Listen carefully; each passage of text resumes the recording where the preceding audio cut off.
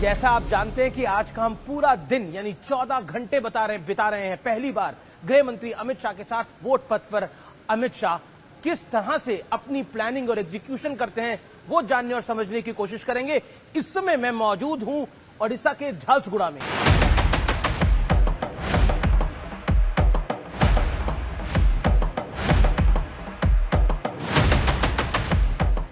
आज हम पूरा दिन बिता रहे हैं गृह मंत्री अमित शाह के साथ हम वोट पथ में, और अब हम झारसुगुड़ा से चलेंगे संभलपुर की तरफ।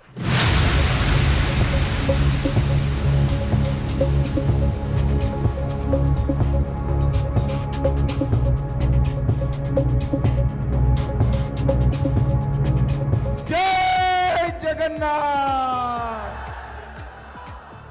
देश भर के मतदाताओं के लिए सिर्फ 400 पार का लक्ष्य है। व्यूअर्स, जैसे आप जानते हैं आज हम 14 घंटे बिता रहे हैं गृह मंत्री अमित शाह के साथ। हम पहुंच गए संबलपुर क्योंकि केंद्रीय मंत्री धर्मेंद्र प्रधान की कॉन्स्टिट्यूएंसी है, और गृह मंत्री अमित शाह ने अपने भाषण की शुरुआत प्रभु जगन्नाथ को प्रणाम करके और साथ ही साथ जय श्री राम के नारे के साथ करी है। गृह मंत्री अमित शाह यहाँ पर कह रहे हैं कि 5 चरण में नरेंद्र मोदी 310 पार कर चुके हैं।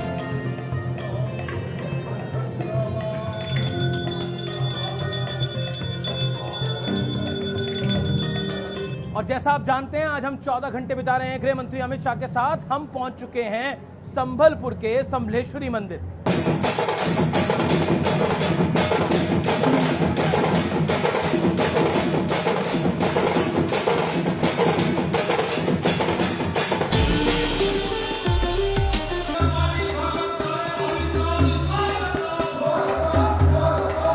देखो भाई, 5 चरण में मोदी जी 310 से ज्यादा सीटें जीतकर सरकार बनाने का काम किया। अब छठे और 7वें चरण में 400 पार कराना है, 400 पार कराना है। और व्यूअर्स, इस समय हम क्योजर की जनसभा में हैं जहां पर गृह मंत्री अमित शाह अपना संबोधन दे रहे हैं और ओडिशा की अस्मिता की बात वो करते हैं जो बहुत महत्वपूर्ण है।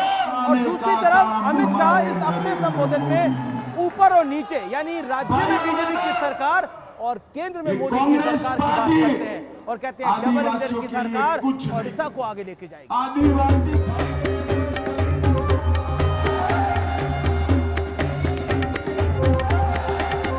तो आज हमने दौरा किया क्योजर का गृह मंत्री अमित शाह के साथ। अमित शाह ने यहाँ पे एक जनसभा को संबोधित किया और अब चलते हैं उनके अगले पड़ाव।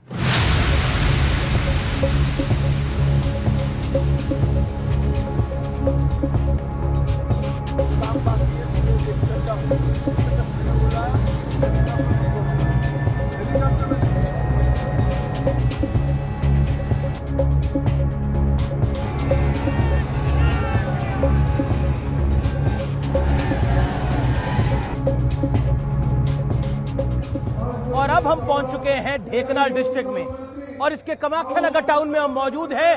चिलचिलाती धूप में दोपहर 3:30 बजे आप हुजूम देखिए पब्लिक का। ये गृह मंत्री अमित शाह की जनसभा के लिए है। लोग छतों पे भी हैं और उसके साथ साथ आप देख सकते हैं 3 से 4 पंडाल जो है वो भरे हुए हैं।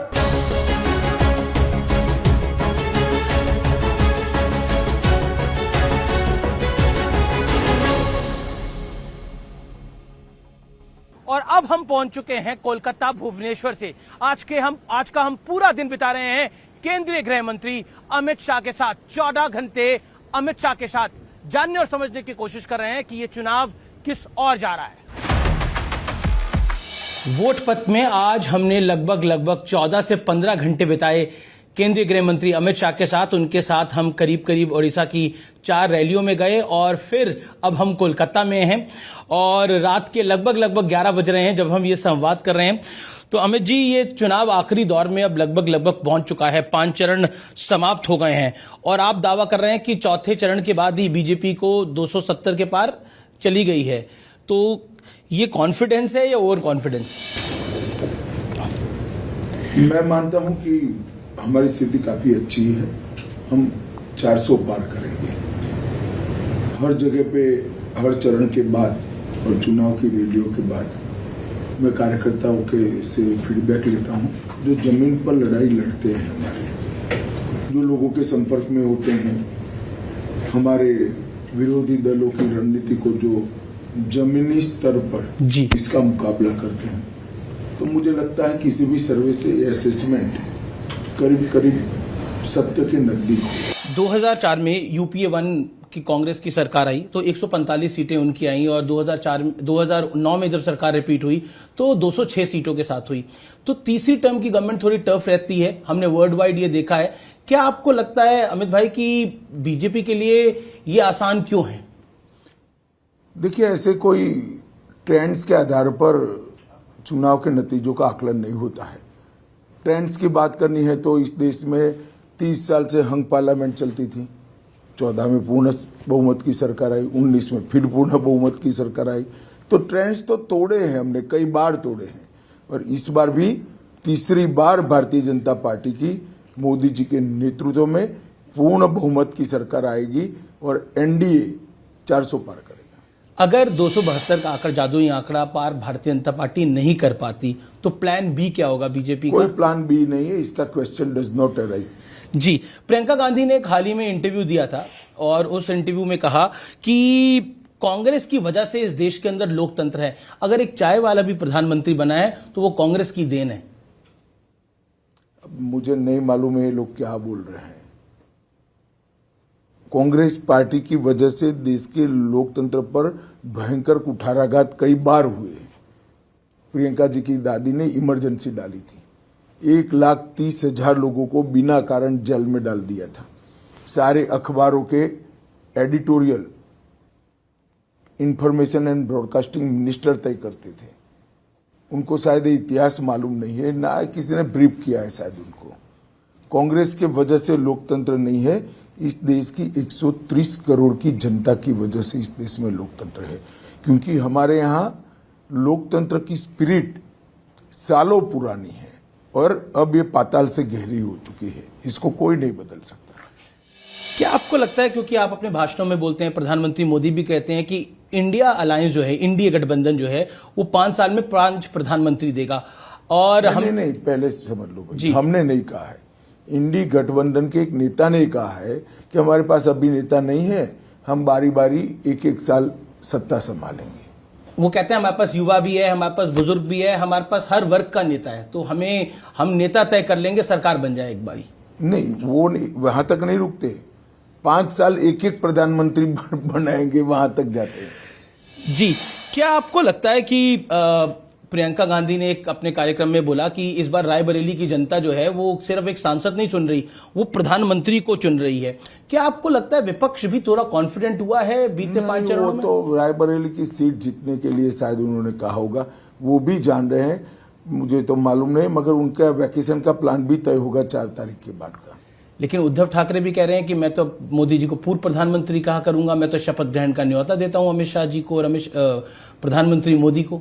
चलिए, अच्छी बात है, अब 1 तारीख को सब चीजें दूध का दूध पानी का पानी हो जाएगा। शरद राव पवार और उद्धव ठाकरे की पार्टी, उनका आरोप है कि ये पार्टी को भारतीय जनता पार्टी ने तोड़ा और वो ये मैसेज देने की कोशिश कर रहे हैं कि रियल पार्टी हम हैं और बीजेपी ने हमारे साथ हमारी पार्टी को तोड़ दिया है।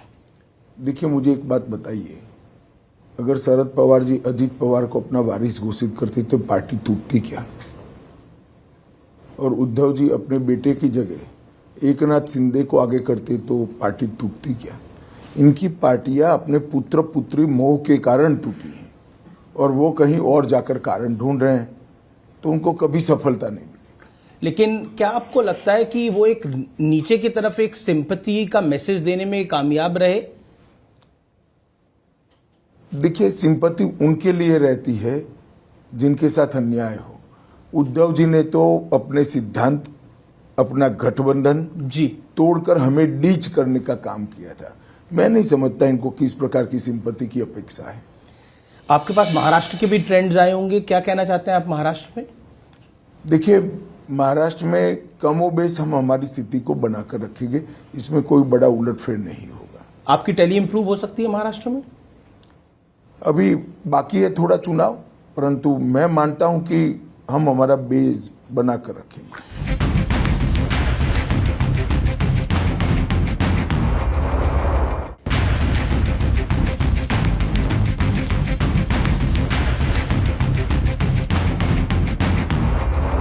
आप अरविंद केजरीवाल, आप रैली में आपने बोला कि अरविंद केजरीवाल एक यू टर्न नेता है।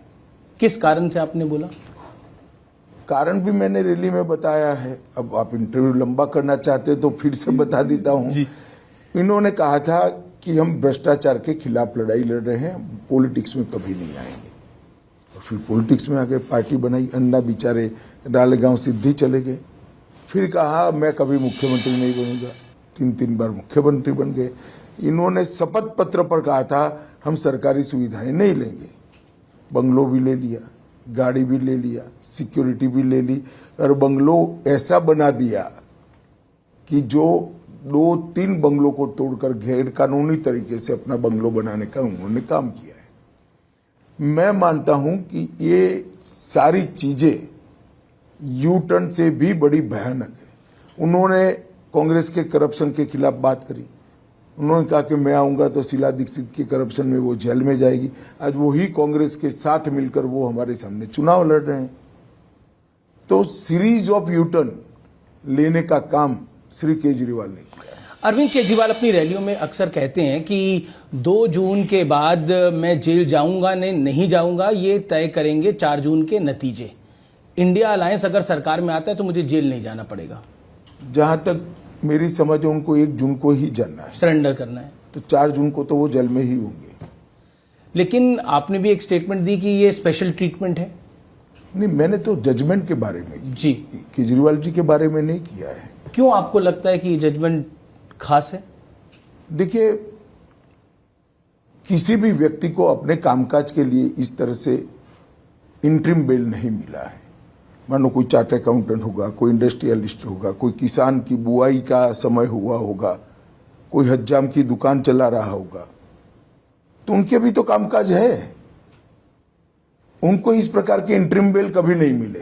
कांग्रेस के संदीप दीक्षित ने भी यही बात बोली कि अगर इस तरह की बेल मिलेगी तो कल तो कोई और अगर कोई गिरफ्तार होगा तो वो बेल मांगेगा तो देनी पड़ जाएगी। फिर मुझे मालूम नहीं है, मगर कहा है तो सही ही कहा है।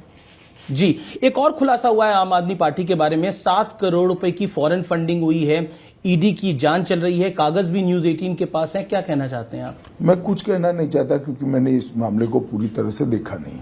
जी, मेरा अगला आपसे सवाल है, क्या आपको लगता है कि कांग्रेस और आम आदमी पार्टी का गठबंधन दिल्ली में खास तौर पर, क्योंकि अब उसमें वोटिंग होनी है, वहां आपको दिक्कत? हम 7 की 7 सीटें जीतेंगे। कहीं देखो अमित जी, जहां एक पार्टी का शेयर 50% से ज्यादा हो जाता है जी, तब सामने कितनी पार्टियां एकत्रित हो जाती इसका कोई महत्व नहीं रहता।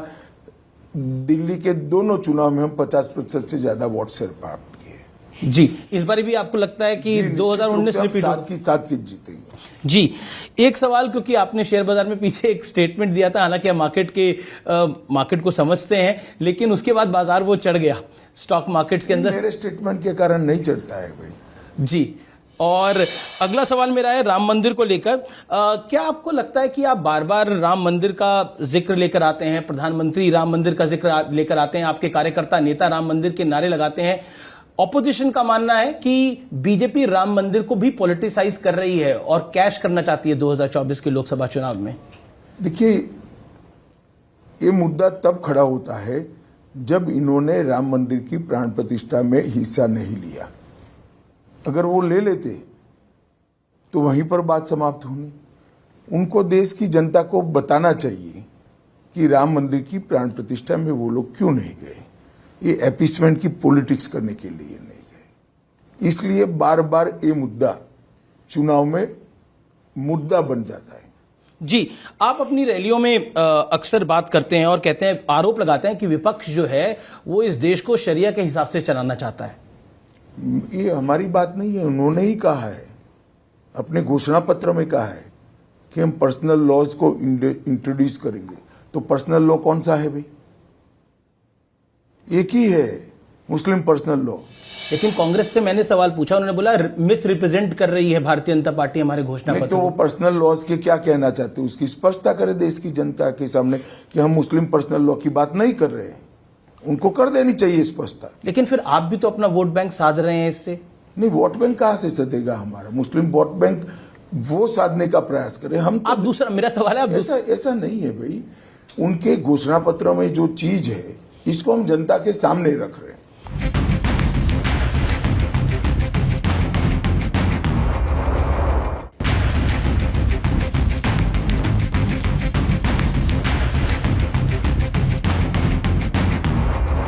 बंगाल में ममता दीदी के गढ़ को इस बार आप बहुत बड़े तरीके से चैलेंज कर रहे हैं। कई ओपिनियन पोल्स ने तो बताया कि बीजेपी का नंबर पिछली बारी से बढ़ सकता है, लेकिन क्या आपको लगता है संदेश खाली एक बड़ा टर्निंग पॉइंट रहा बंगाल के इलेक्शन का? संदेश खाली चुनावी मुद्दा नहीं है जी। एक महिला मुख्यमंत्री के नाक के नीचे सालों तक धर्म के आधार पर महिलाओं का शोषण होता रहे और महिला मुख्यमंत्री इसलिए कुछ न करे कि शोषण करने वाले इनके कार्यकर्ता हैं, इनकी वोट बैंक का हिस्सा है। इससे ज्यादा शर्मनाक बात कोई हो ही नहीं सकती। ये इलेक्शन का मुद्दा नहीं है, ये देश की सुचिता का मुद्दा है। शासन किस तरह से चलना चाहिए? आपकी वोट बैंक को एड्रेस करने के लिए महिलाओं का आप शोषण करने दोगे? हम निश्चित रूप से इस मुद्दे को इलेक्शन के समय में भी और इलेक्शन के बाद भी बंगाल की जनता के बीच में ले जाएंगे। अक्सर आप बंगाल में अपनी रैलियों में ममता बनर्जी का जो नारा है माँ माटी मानुष, उसको आप बदलते हैं और कहते हैं कि अब मुल्ला मदरसा और माफिया की खातिरदारी हो रही है। क्यों? एक बंगाल के युवा ने मुझे भेजा था जी, मेरे पास व्हाट्सएप मैंने सेव कर रखा है जी। तो ये तो जनता की फीलिंग है। क्या आपको लगता है कि सीए के नाम पर, क्योंकि आप देश की गृह मंत्री भी है, सीए के नाम पर इस देश के एक बड़े तबके को, अल्पसंख्यकों को डराया जा रहा है? बंगाल में कहा जा रहा है कि अमित शाह अगर जीत गया, यानी बंगाल में अगर भारतीय जनता पार्टी जीत गई तो सीए लागू होगा और चुन चुन के निकाला जाएगा। सीए वैसे भी लागू होगा और सीए किसी को निकालने का कानून है ही नहीं। सीए भारत सरकार का कानून है, देश की संसद ने पारित किया है और पूरे देश में वो अप्लाई हो रहा है।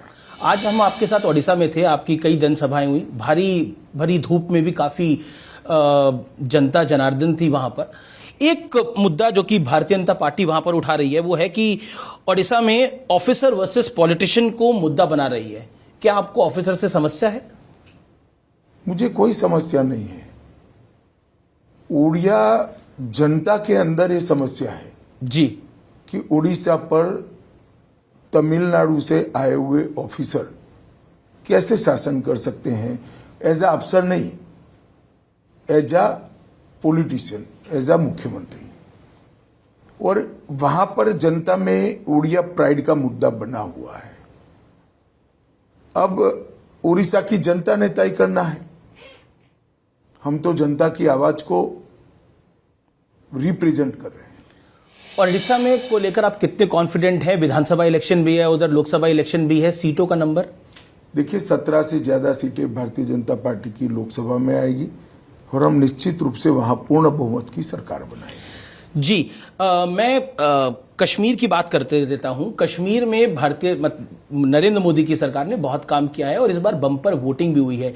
इसको आप किस ढंग से देखते हैं? क्या ये वर्ल्ड को, अराउंड द ग्लोब भी एक बड़ा स्ट्रांग मैसेज है भारत की तरफ से? निश्चित रूप से है। देखिए, जो लोग आजादी की बात करते थे, जो लोग अलग संविधान की मांग करते थे, जी, वो लोग आज भारतीय संविधान के तहत जो चुनाव हो रहा है उसका हिस्सा बने हैं और स्वागत योग्य है। और घाटी की जनता ने भी बढ़ चढ़कर वोटिंग की है। सारे रिकॉर्ड टूटे हैं। पिछले कई सालों की 33 सालों में सबसे ज्यादा वोटिंग अब हुई है। तो मैं मानता हूं ये बहुत अच्छी बात है, कश्मीर के लिए भी अच्छी है, देश के लिए भी अच्छी। जी। बार बार आप एक मुद्दा उठाते हैं अपनी रैली में, पीओके का। पीओके को आप कहते हैं ये भारत का हिस्सा है। क्या आप इसको पॉलिटिकल इशू बनाना चाहते हैं? 2024 के चुनाव का बना दिया है आपने? अरे पॉलिटिकल इश्यू नहीं है। आप क्या मानते हो पीओके भारत का हिस्सा नहीं है? भारत का ही है। तो मैं वही तो कह रहा हूं। क्या है पॉलिटिकल इश्यू तुम कह रहे हो? वही ये भारत की संसद का प्रस्ताव है कि पाक ऑक्यूपाई कश्मीर भारत का हिस्सा है। इसमें पॉलिटिकल क्या है? कुछ पॉलिटिकल नहीं है, ये हमारा देश का स्टैंड है। आप भी तो कह रहे हो, पीओके भारत का हिस्सा है, क्योंकि तो वही तो मैं कह रहा हूं। लेकिन चुनावी रैली में इसका जिक्र करना, तो इसमें क्या है? सत्य चुनावी रैली में नहीं बोला जाता क्या? असत्य ही बोला जाता है। कांग्रेस कहती है कि देखिए फिर पाकिस्तान की बात बीच में ले आती है। पाकिस्तान की बात नहीं है, पाक ऑक्यूपाई कश्मीर की बात है, कश्मीर की बात है। हरियाणा को लेकर आपकी रीडिंग क्या है? क्या आपको लगता है वहां पर कोई जाटों का बड़ा विषय है? हरियाणा में हमारी पोजीशन है, वो संभाल कर रखेंगे, इसमें मैं कोई बड़ा डिटोरिएशन नहीं देख रहा। जी, मेरे आखिरी दो सवाल हैं। धारा 370 हटाना एक ऐतिहासिक फैसला था। बतौर गृह मंत्री जब आप अपनी पूरी कार्यकाल को देखते हैं बीते 5 साल के अंदर, आपको लगता है कि ये एक बड़ा चैलेंज भी था आपके लिए? नहीं, अब हट ही गया, शांति भी है, 5 साल हो गए, अच्छा चल रहा है। जी, इस चुनाव में आपको हमने कई चुनावों में देखा, लेकिन अमित शाह, लेकिन इस बार आपको आपके जो चाहने वाले हैं, आपको जो पसंद करते हैं, वो अमित काका के रूप में भी जानने लग गए। तो क्या कहना चाहते हैं आप? ये मैं रैलियों में भी देख रहा था आज। अच्छा लगता है, युवा बच्चे इस तरह से पुकारते हैं तो अच्छा। जी, अमित शाह जी, फाइनल नंबर आपका क्या है? हम 400 पार करेंगे। और बीजेपी का नंबर क्या होगा? बीजेपी का नंबर अभी 7वें चरण के बाद ही असेसमेंट आ पाएगा, परंतु हम निश्चित रूप से 400 पार कर रहे हैं। अमित शाह जी, आपने हमें अपना वक्त दिया, आज पूरा दिन हमने आपके साथ बिताया, इसके लिए आपका बहुत बहुत धन्यवाद। और उम्मीद करते हैं कि लोकतंत्र के इस महापर्व में आपको कामयाबी मिले। धन्यवाद।